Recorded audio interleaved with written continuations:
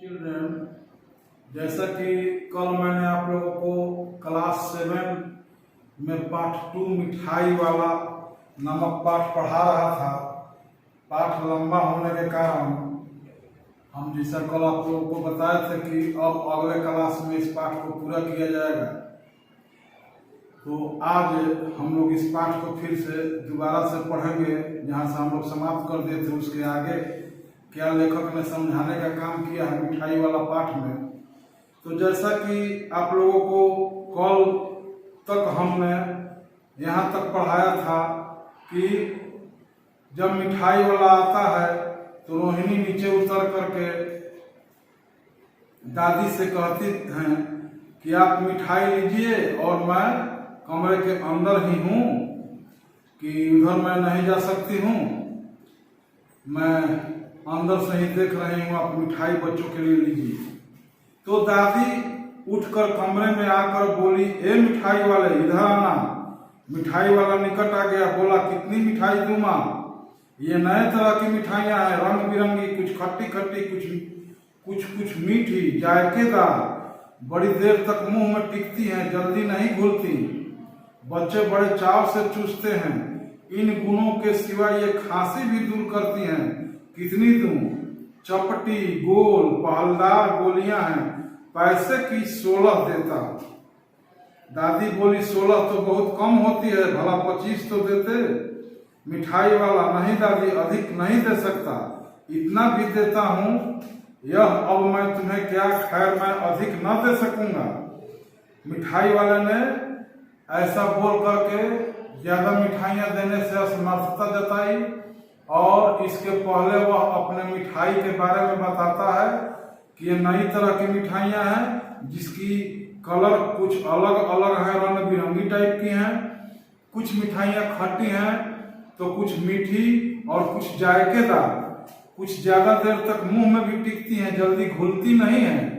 और कुछ मिठाइयों में तो ऐसा भी गुण है कि वो खांसी भी दूर करती है। और इस प्रकार वह अपनी चपटी गोल पहलदार गोलियां जो कि मिठाई की शक्ल में है उनको बताता है कि पैसे की 16 देता हूं। दादी उसका मोल भाव करती हैं कि 16 तो बहुत कम होती है, कम से कम 25 दीजिए। लेकिन मिठाई वाली अपनी असमर्थता जताता है और कहता है कि खैर मैं अधिक नहीं दे सकूंगा। रोहिणी दादी के पास ही थी, बोली दादी फिर भी काफी सस्ता दे रहा है, 4 पैसे की ले लो, यह रहे पैसे। रोहिणी जो कि अंदर दादी के पास ही खड़ी थी, उसने दादी को समझाया कि दादी मिठाई काफी सस्ता दे रहा है, 4 पैसे की ले लीजिए, यह रहे पैसे। मिठाई वाला मिठाइयां गिनने लगा, 2-4 तो 4 की दे दो, अच्छा 25 नहीं सही 20 ही दे दो। और हाँ मैं बूढ़ी हुई, मोल भाव मुझे ज्यादा करना आता भी नहीं, कहते हुए दादी के पोपले मुंह से जरा सी मुस्कुराहट फूट निकली। इस प्रकार से दादी जो है मोल भाव करके कहती हैं कि 25 नहीं तो 20 ही दे दीजिए, लेकिन कुछ मिठाइयां बढ़ा करके दीजिए। रोहिणी ने दादी से कहा, दादी इससे पूछो तुम इस शहर में और कभी भी आए थे या पहली बार आए हो? यहाँ के निवासी तो तुम हो नहीं।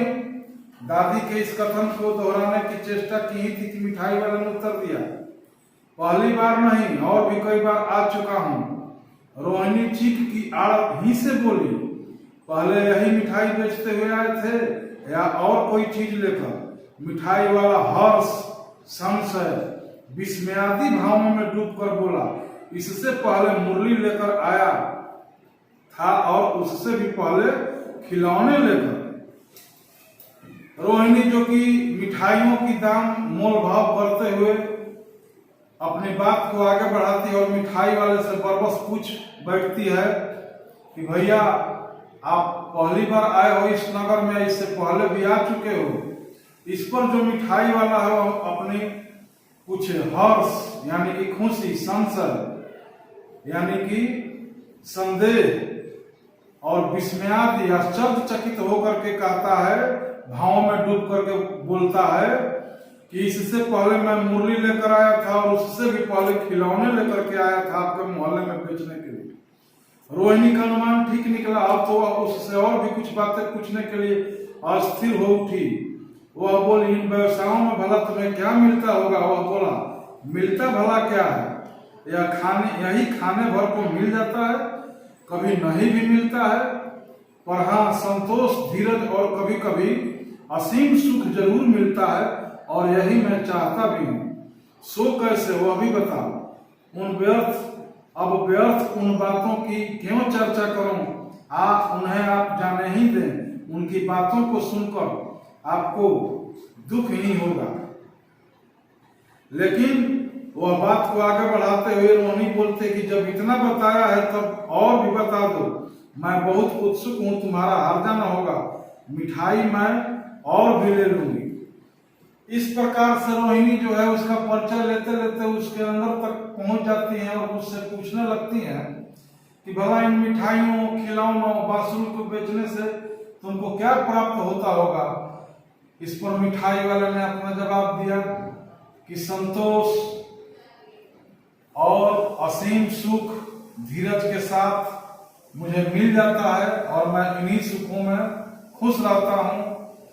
इस पर रोहिणी जी ने बोला कि वह कैसे, वह भी बताओ। लेकिन मिठाई वाले ने कहा कि छोड़िए ना, अब बात को ज्यादा आगे मत बढ़ाइए, व्यर्थ की चर्चा क्यों करूं? उन बातों को सुनकर आपको दुख ही होगा।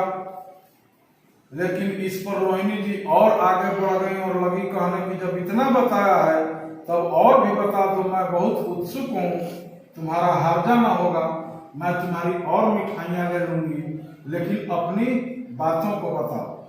अतिशय गंभीरता के साथ मिठाई वाले ने कहा मैं भी अपने नगर का एक प्रतिष्ठित आदमी था, मकान, व्यवसाय, गाड़ी, घोड़े, नौकर, चाकर सभी कुछ था, स्त्री थी, छोटे छोटे 2 बच्चे भी थे। मेरा वह सोने का संसार था, बाहर संपत्ति का वैभव था, भीतर शारीरिक सुख था, स्त्री सुंदर थी, मेरी प्राण थी, बच्चे ऐसे सुंदर थे जैसे सोने के सजीव खिलौने। उनकी अटखेलियों के मारे घर में कोलाहल मचा रहता था। समय की गति, विधाता की लीला, अब कोई नहीं है। दादी प्राण निकाले नहीं निकले, इसीलिए अपने उन बच्चों की खोज में निकला हूं। वे सब अंत में होंगे तो यही कहीं, आखिर कहीं न जल में ही होंगे। उस तरह रहता घुल घुल कर मरता हूं, इस तरह सुख संतोष के साथ मरूंगा। इस तरह के जीवन में कभी कभी अपने उन बच्चों की एक झलक सी मिल जाती है। ऐसा जान पड़ता है जैसे वे इन्हीं में उछल उछल कर हंस खेल रहे हैं। पैसे की कमी थोड़े ही है, आपकी दया से पैसे तो काफी हैं, जो नहीं है इस तरह उसी को पा जाता। मिठाई वाले ने अपनी दुख भरी कहानी रोहिणी जी से बताई। दादी भी सुन रही थी कि मेरे पास पूरा परिवार था, मेरी बहुत ही सुंदर और प्राणों से प्रिय पत्नी थी, मेरे सोने के सजीव खिलौनों के जैसे बच्चे थे, लेकिन घर परिवार में सब कुछ भरा पड़ा हुआ था, कहीं किसी चीज की कमी नहीं थी। लेकिन समय की गति और विधाता की लीला। बच्चों, आप लोग अपने आसपास पड़ोस में समाज में देखते होंगे, रोग से, एक्सीडेंट से या कुछ कतिपय कारणों से किसी किसी परिवार में बच्चे अनाथ हो जाते हैं, किसी की पत्नी मर जाती है, किसी के बच्चे मर जाते हैं, बहुत ही अच्छा खासा परिवार टूट जाता है। और जो परिवार हंसी खुशी में मगन रहता था, वह परिवार के बचे हुए सदस्य, उस परिवार के बचे हुए सदस्य जो जिंदा रहते हैं, वे अपने परिवार वालों के गम में भीतर ही भीतर घुटते रहते हैं। और यह बहुत ही दुखद और दर्दनाक होती है जीवन में। भगवान न करे ऐसा किसी के साथ हो, लेकिन जो विधाता की मर्जी है उसके सामने हम मानवों का कुछ चलने वाला नहीं है। अगर बाई द वे कुछ हो जाता है तो वैसे में इसी मिठाई वाले की तरह शांति से, धीरज से, संतोष से, और बहुत ही मार्मिक बात उसने बताई कि अब तो जो होगा सो हो गया, अब मैं खास करके ऐसा कार्य मिठाई बेचने का, बांसुरी बेचने का, खिलौने बेचने का इसलिए करता हूँ क्योंकि इन कार्यों से हमें अलग अलग प्रकार के बच्चों से भेंट होता है और मुझे लगता है कि मेरे भी बच्चे जो कि स्वर्गवासी हो गए कहीं ना कहीं इन्हीं बच्चों के रूप में जन्म लिए होंगे और मैं इसी कारण से ऐसे कार्यों को करके अपने दिल को बहलाने, संतोष देने और मन को लगाने के लिए ऐसा कार्य करता हूँ और इन बच्चों में आकर हमें बहुत ही असीम खुशियाँ मिलती है। मेरे पास पैसे वगैरह की कोई कमी नहीं है, लेकिन मैं जानबूझ करके अपने दुख को भुलाने के लिए ऐसा कार्य करता हूँ। रोहिणी ने मिठाई वाले की ओर देखा, उसकी आंखें आंसुओं से तर हैं। बहुत ही मार्मिक और भावनात्मक मोड़ पर पाठ चल रहा है, ध्यान से सुनिए आप लोग और पाठ को पढ़ करके और दोबारा भी समझने का कोशिश कीजिएगा घर में। रोहिणी ने मिठाई वाले की ओर देखा, उसकी आंखें आंसुओं से तर हैं। इसी समय चुन्नू मुन्नू आ गए, रोहिणी से लिपट कर उसका आंचल पकड़कर बोले, अम्मा मिठाई। मुझसे लोग कहकर तत्काल कागज की 2 पुड़िया मिठाइयों से भरी मिठाई वाले ने चुन्नू मुन्नू को दे दी। रोहिणी ने भीतर से पैसे फेंक दिए। मिठाई वाले ने पेटी उठाई और कहा कि अब इस बार ये पैसे न लूंगा। दादी बोली, अरे अरे ना ना ना, अपने पैसे लिए जा भाई। तब तक आगे फिर सुनाई पड़ा उसी प्रकार मादक मृदुल स्वर में, बच्चों को बहलाने वाला मिठाई वाला। बच्चों, रोहिणी जी और दादी ने मिठाई वाले की मार्मिक और उसके साथ जो घटना घटी थी उसका भरा पूरा परिवार जो कि अब नहीं है, न पत्नी है न घर में बच्चे हैं, इन सारी कहानियों को सुनाते सुनाते मिठाई वाले की और उस जो कि पहले बांसुरी भी वही बेचा करता था, खिलौने भी वही बेचा करता था, उसका आंख भर आया। थोड़े देर के लिए रोहिणी जी और दादी अम्मा भी दुखी हो गई। तभी दोनों बच्चे चुन्नू और मुन्नू आकर के अपनी माँ से लिपट जाते हैं और मिठाइयों की मांग करते हैं। इस पर उस मिठाई वाले ने अपने तरफ से उन बच्चों को 2-2 मिठाइयों की पुड़िया बना करके फ्री में दे करके उन लोगों को खिलाने का काम करता है। जब दादी अम्मा और रोहिणी उसको पैसे देती हैं तो वह उस पैसे को भी लेने से इनकार करता है। अब यहाँ पर भाव समझना है उस मिठाई वाले की, उस बांसुरी वाले की, उस खिलौने वाले की। हम लोग अपने मोहल्ले में ऐसे फेरी लगाने आने वालों की दुर्दशा पर उसका हंसी उड़ाते हैं, मजाक उड़ाते हैं, खिल्ली उड़ाते हैं। हरगिज ऐसा नहीं करना चाहिए।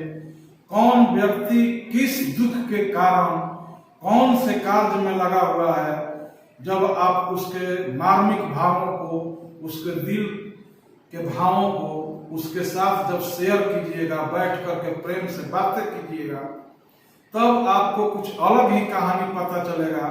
जरूरी नहीं है कि गरीबी के कारण ही सारे लोग रोड पर फेरी लगा रहे हैं।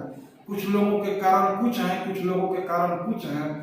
और जब तक इस जीवन में, शरीर में जान है, तब तक हम लोगों को क्रियाशील बना रहना पड़ेगा, कुछ न कुछ करते रहना पड़ेगा, जिससे कि हम अपने दुखों को भरने के साथ ही साथ अपने इस पेट की भूख की ज्वाला को भी शांत करने के लिए कुछ अर्निंग करने का काम करते रहेंगे।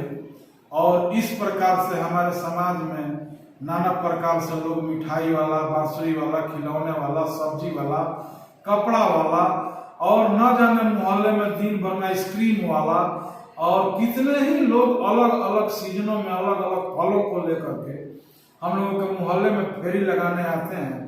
यहाँ जो फेरी वाले की कथा लेखक ने हम लोगों को बताई वह बहुत ही मर्म स्पर्शी है, बहुत ही भावना से जुड़ी हुई है और दुखित भावना से जुड़ी हुई है। और इस प्रकार से इस पाठ में मिठाई वाले ने पैसे न लेकर के आगे बढ़ गया। फिर वही गीत गाता हुआ कि बच्चों को बहलाने वाला मिठाई वाला। तो बच्चों, इस कहानी से हमें यही शिक्षा मिलती है कि जीवन में जो भी घटना होगा सब प्रभु के हाथ में है, विधाता के हाथ में है। अलग अलग लोगों के साथ अलग अलग सुख भरी कहानियां भी होते रहती हैं, दुख भरी कहानियां भी होते रहती हैं, लेकिन हमें धीरज से, शांति से, संतोष से अपने माइंड को सेटअप करके उस दुख को सुख में बदलने का हर समय अपने कार्यों से प्रयत्न करना चाहिए, ना कि घबरा करके और अपना सर पीटने से कुछ मिलने वाला नहीं है। इसलिए संतोष से बढ़कर के अन्य कोई लाभ नहीं। जो मनुष्य इस विशेष सद्गुण से संपन्न है वह त्रिलोक में सबसे धनी व्यक्ति है, ऐसा स्वामी विवेकानंद जी का कहा हुआ है, जो कि इस बुक में लिखा हुआ है। और इस प्रकार से आप लोगों को मैं फिर बता दे रहा हूं कि इस पाठ से हमने क्या जाना। दूसरों को प्रसन्न रखना सबसे बड़ा सुख है। संसार के सभी बच्चे निश्चल होते हैं, उनमें कोई छल नहीं होता। उनको जो समझाइए, दूर से लकड़ी को भी सांप बता दीजिएगा तो वह डर जाएगा और समझेगा कि गार्जियन अगर कह रहे कि सांप है तो सांपे है, क्योंकि वे अंदर से छली नहीं होते, निश्चल होते हैं। बच्चे कोई भेदभाव भी नहीं करते। बच्चों को न सुखी से, न दुखी से, न जाति से, न पाति से, न धर्म से, न अमीर से, न गरीब से, किसी से कोई भी भेदभाव नहीं होता। जहां उनको प्यार से दिख पड़ता है कि इस व्यक्ति के पास कोई हमको खिलाने वाला चीज है, या फिर वह व्यक्ति मुंह से ही प्यार करेगा, अपने वचनों से ही प्यार करेगा, वो उनके साथ हो लेते हैं। और हमें कोशिश करना चाहिए कि बच्चों के चेहरों पर मुस्कान लाना सबसे बड़ी पूंजी होती है। आप लोग का ये कंप्लेन भी रहता है मेरे लिए, कुछ बच्चे तो घर में भी जाकर के कह देते हैं कि सर जी बड़ी हंसाते हैं। मेरा ध्येय वही रहता है। पढ़ाई कोई कैदी और थाना का चीज है थोड़े, कि मार के पीट के चोरी का राज बुलवाना है थोड़े। बहुत ही सुंदर और अच्छा चीज है पढ़ाई, शिक्षा लेना और देना। इसको खुले मन से और स्वस्थ मस्तिष्क से, खुशी से ही ग्रहण किया जा सकता है या ग्रहण करवाया जा सकता है। इसलिए हम लोगों को जब हंसी खुशी से रहेंगे तो कोई भी बात दिल से समझेंगे और उसको फॉलो करेंगे। तो बुक के अनुसार बच्चों के चेहरे पर मुस्कान लाना सबसे बड़ी पूंजी है। अब बच्चों का ही नहीं, सभी प्राणी जगत का अगर आप मुस्कान ला देते हैं तो उससे बड़ा कोई धन नहीं है जो कि आप दूसरों को दे सकते हैं। कल हमने इसका आपको शब्दार्थ भी लिखवा दिया था, मुहावरा भी लिखवा दिया था। आगे के लेक्चर में मैं इसका क्वेश्चन आंसर करा दूंगा। और ध्यान रखिएगा, शब्दार्थ, मुहावरा और जो लघु उत्तरीय क्वेश्चन है उसको जरूर बहुत विशेष तैयारी कीजिएगा, क्योंकि ऑब्जेक्टिव टाइप का ये PM1 होने जा रहा है आप लोगों का। उसमें 20 का 20 क्वेश्चन ऑब्जेक्टिव रहेगा। तो जो बच्चे मन से, दिल से पाठ को पढ़ेंगे, शब्दार्थ को याद करेंगे, मुहावरों को याद करेंगे, वही इस एग्जाम को अच्छा से सफल कर सकते हैं, अच्छे नंबर ला सकते हैं।